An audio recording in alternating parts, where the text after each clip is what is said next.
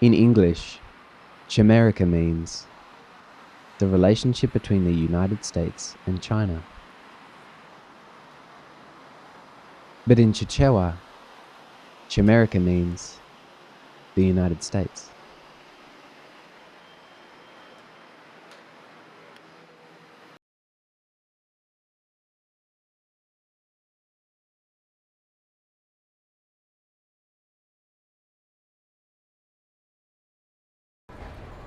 So you want me to point at things and pretend to speak? Jeff Widener gestures toward a phone call-mounted facsimile of one of his iconic photographs, taken during the Tiananmen Square protests of 1989. In the image, a young woman is caught in a scuffle between civilians and Chinese soldiers. I laughed, knowingly, as the American photojournalist mimed, stiffly, for a cameraman's B-roll. Secondary footage to be used in the editing of a video interview. I was killing time in the blue zone at the top of the first floor escalators of Academic One, City University of Hong Kong, just across from the university's food court. It was an exhibition space of sorts, delimited by a square, white-tiled area beneath an ascending, bluish, pyramid-shaped skylight. A lineup of display boards and planters holding artificial ficus double-framed the space. The exhibition's title was deckled on every display board.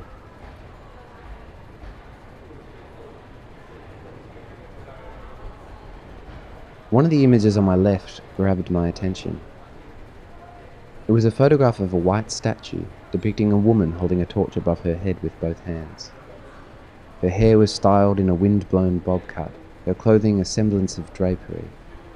The figure seemed to resemble Soviet statuary, statues of Mao Zedong, and Chinese folklore images.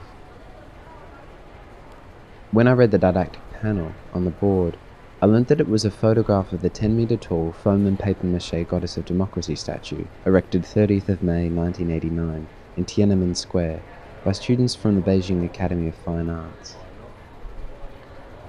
The statue was destroyed soon after the photo was taken, but it was intentionally ephemeral.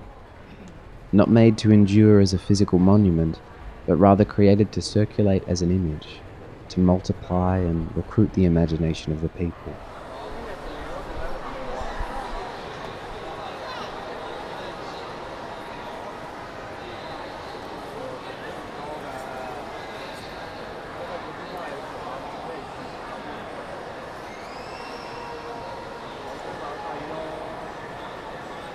I eventually approached Widener with some questions about the goddess.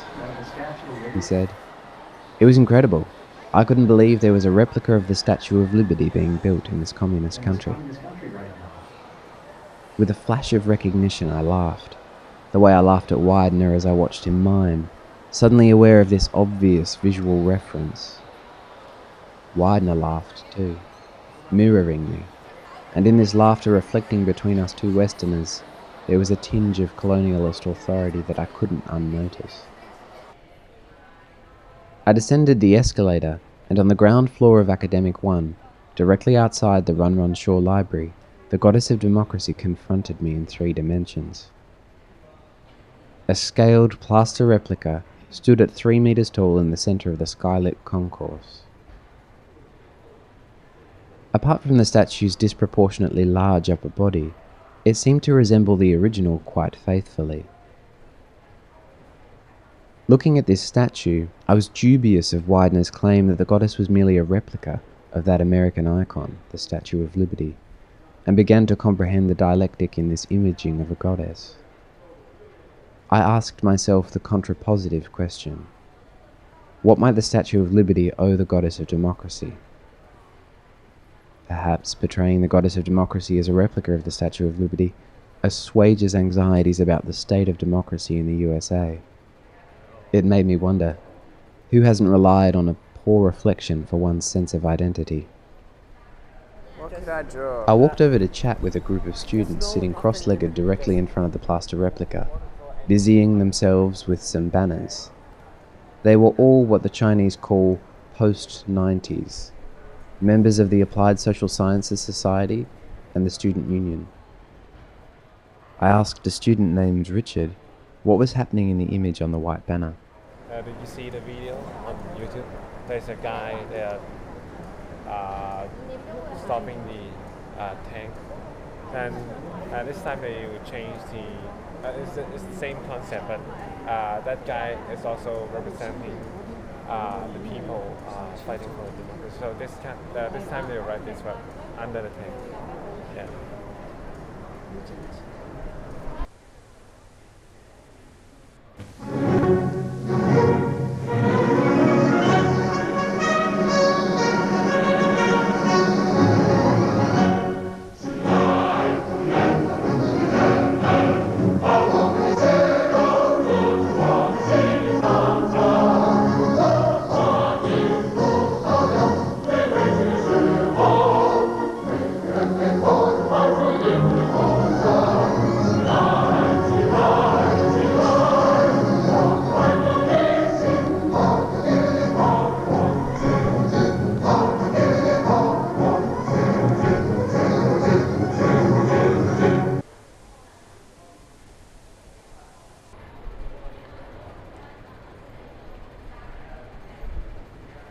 Later, I left and met a friend at the shopping centre that annexes the university, and thought about why Widener's photograph might have served as body art for a libertarian in the American South. A day went by in the world city. I spent most of it on the net. It was the 4th of June 2014, and my short, unplanned holiday was now consumed by pursuing these visualizations of a revolutionary moment, examining the Euro-American account of that moment, and the combating of my general ignorance. I travelled to the University Mass Transit railway station in Pokfulam, where I found a second and the only semi-permanent replica of the Goddess of Democracy on Chinese soil. This replica is made from bronze and stands upon a cement base outdoors beside a bus shelter and thoroughfare adjacent to the Chinese University of Hong Kong's tennis courts. It's a common supposition that most Chinese people living on the mainland wouldn't know the statue of the Goddess of Democracy ever existed, due to China's media censoring representations of the Tiananmen massacre. However, in the Hong Kong Special Administrative Region, which enjoys a high degree of autonomy, the appearance of the Goddess of Democracy is tolerated for periods at a time in spaces such as these that defend academic freedom. Chinese New Zealand sculptor Chen Wei-ming, who is currently fighting in the Free Syrian Army, created this version of the Goddess of Democracy outside the station that more closely resembles the Statue of Liberty in New York Harbour. The figure had a lasso of wire rope around its waist, and was secured to the cement base with elaborate rigging. In front of the base were 2 funeral wreaths of chrysanthemums and roses. The whole scene had a feeling of mournful precarity.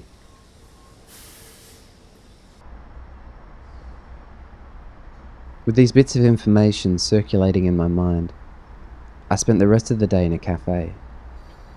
I sat in front of a glass of coffee tea, a Hong Kong specialty, apprehending its metaphor. 1 cup, 2 drinks. The tea is native, traditional. The coffee is international, traded. When the tea and the coffee pool, sometimes the flavour and aroma of one overpowers the other, and other times you experience both equally. I read the English language papers, tempering the political commentary of the liberal Apple Daily by reading the pro-Beijing Orientalist Daily. And from a mirroring of both, began to understand the feeling of mournful precarity that had followed me to the cafe.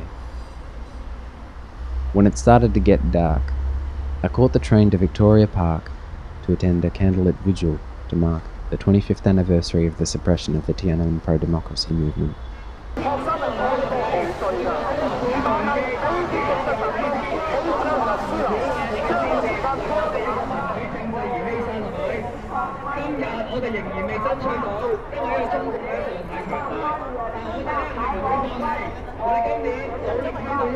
When I arrived, the crowd was said to be at 180,000 people.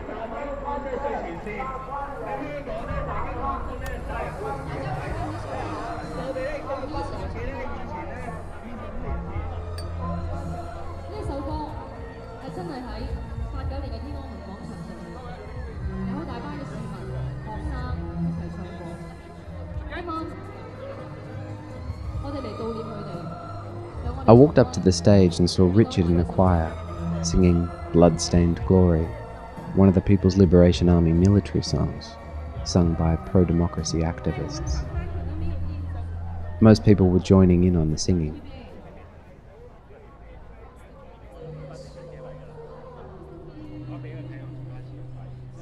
Will you believe that I have been transformed into mountains?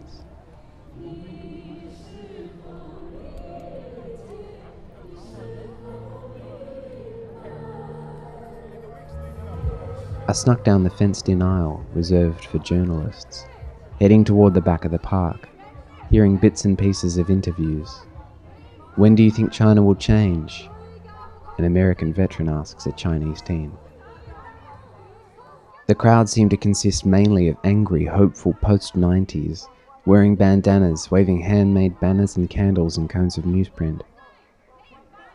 The prominence of this demographic suggested a shift in the role of the vigil, from the remembrance of an expurgated historical event to a more urgent platform for political expression. When I finally freed myself from the deadlock of journalists, I reached the center of the basketball court and confronted a plastic replica of the Goddess of Democracy, owned by the Hong Kong Alliance in support of patriotic democratic movements in China.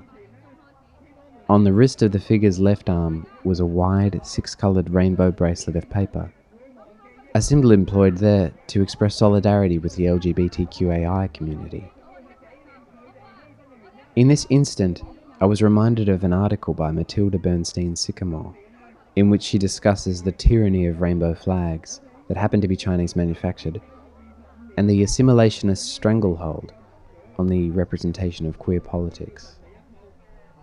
I recalled this whilst already thinking about America's stake in the representation of pro-democracy activism.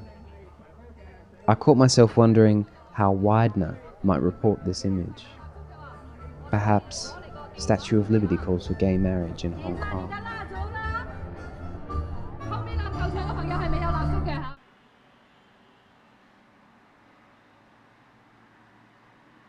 Several months passed. I was in Beijing undertaking an artist residency where I was working on a film. I began planning a return trip to Hong Kong. Demonstrations had started and attracted tens of thousands of people. Protesters were occupying the Mong Kok, Connaught Road and Causeway Bay areas of Hong Kong. The news media was calling this the Umbrella Revolution, owing to the fact that groups of people had used umbrellas to repel tear gas fired upon them by police. Against the backdrop of this calamity, I'd seen the Goddess of Democracy appear in images published by American news media. I wanted to go back to the beginning, to where I first encountered the image. It was the 28th of September 2014. I revisited Chen Weiming's Goddess of Democracy replica near University Station, what was, almost 4 months prior, a sight of mourning. When I arrived, I found a large bag of black material covering the statue's head. The statue and the rigging of wire rope were bound up in black and yellow barricade tape. The edges of the statue's concrete base were trimmed with a bunting of adhesive tape and yellow paper flyers that each read, "We want universal suffrage," in traditional Chinese, and a daisy chain of yellow origami umbrellas hung loosely at the base's front.